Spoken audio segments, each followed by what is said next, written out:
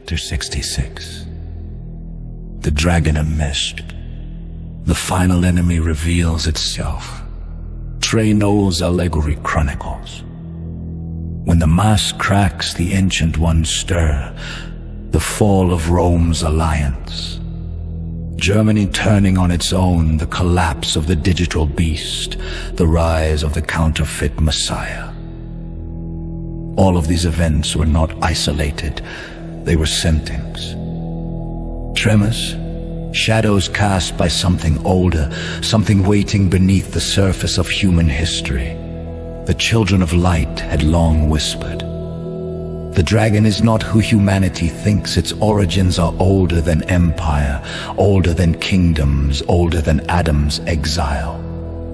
And now, as global chaos thickened, the mask finally cracks. The dragon steps forward, and the world sees the face behind millennia of deception. How the Anunnaki returned to the stage. When the veil lifted, humanity did not see demons or spirits first. It saw beings, tall, ancient, radiant with unnatural brilliance, wrapped in technology that looked like magic, carrying the memory of forgotten civilizations.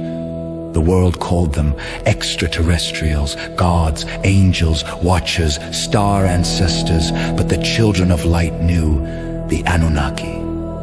The same beings who deceived ancient summer, built false pantheons, manipulated kings, engineered hybrid bloodlines, taught forbidden knowledge, shaped empires for selfish ends, battled the forces of heaven, and whispered power into the children of shadow. They were not gods.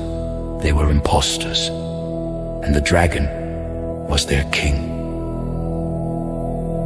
And the dragon revealed as the Lord of the Anunnaki. To the world, the dragon had been a symbol, a metaphor for evil, an allegory for deception. But the children of light chronicled the truth. The dragon is a being, the last and greatest ruler of the Anunnaki factions, ancient, vast, brilliant beyond comprehension, terrifying beyond imagination. He was the architect of the Khazarian counterfeit, European bloodline manipulation, Israel's false heirs, the Vatican's rise, the Germanic shadow dynasties, the digital beast system, the global deception of identity. But with the digital empire fallen and the counterfeit Messiah losing influence, the dragon could no longer hide behind governments, religions, bloodlines, systems. So he emerged not in a temple, not in a palace, not in a vision, but in the skies. I vow the great unveiling in the heavens. It began with a global phenomenon. Lights descending, craft appearing over every continent, symbols burning across the sky, thunder without storms, beings walking out of beams of energy. The Vatican proclaimed, "Our celestial brothers have arrived." Media celebrated, leaders bowed, nations trembled, but the remnant understood. This was not arrival, it was exposure. The dragon intended to force humanity into its final deception. Worship us as your creators. The Anunnaki stepped forward to claim ownership of the human race.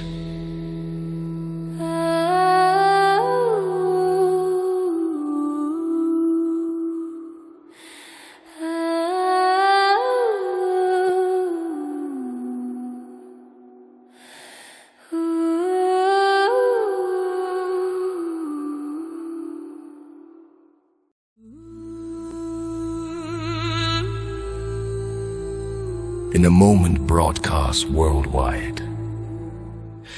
The counterfeit Messiah, Rome's chosen savior, knelt before the dragon's emissaries. He declared, "These are the ones who sent me." Millions believed. Billions worshipped. The Vatican embraced them, nations accepted them, science bowed to spectacle, religions merged beneath a new doctrine, false prophets announced. This is humanity's true origin. But the Remnant's prophets cried, "Lies! These are the ancient deceivers. The dragon wears the skin of light." The final war of belief had begun. The Anunnaki demand the throne of Earth. The Anunnaki. Once revealed, the Anunnaki wasted no time. The Anunnaki. They proclaimed, "We engineered your ancestors. "We shaped your kings. We inspired your religion. We guided your evolution." We now claim our rightful dominion." Humanity trembled, the dragon's plan became clear. Replace the creator with counterfeit creators. Replace the covenant with genetic manipulation. Replace prophecy with alien mythology. Replace faith with worship of the dragon's lineage. This was not a new plan.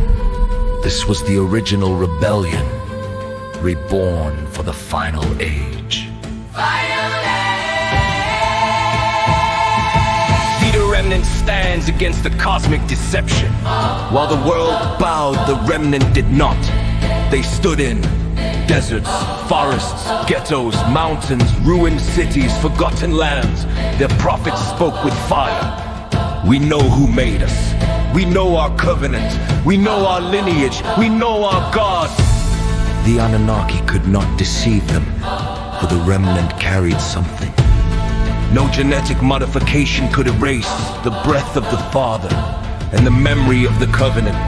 The dragon feared this above all, for their awakening was the prophecy he could not prevent. The dragon descends in full power, with the world under his influence, and only the Remnant resisting. The dragon descended personally, not as an angel, not as a serpent, not as a cosmic being, but as the true form behind all myth, a radiant, terrifying, intelligent entity whose presence warped reality. He declared, "I am the light of your world." But the world did not understand. The brightest light is often the most blinding. The dragon unveiled his full identity. King of the Anunnaki, architect of ancient corruption, forger of false Israel, mastermind of global oppression, father of the digital beast, source of the counterfeit Messiah, enemy of the covenant, devourer of nations, bringer of false light. The final deception had begun. What this chapter sets in motion, the dragon's unmasking wars.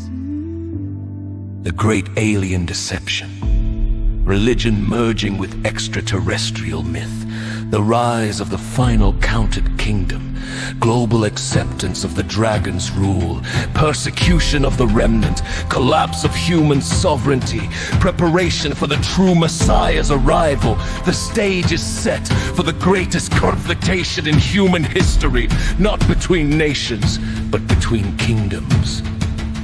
The kingdom of light.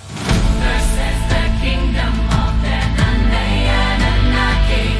The remnant stands alone, the world stands deceived. The dragon stands unmasked. And heaven prepares to move.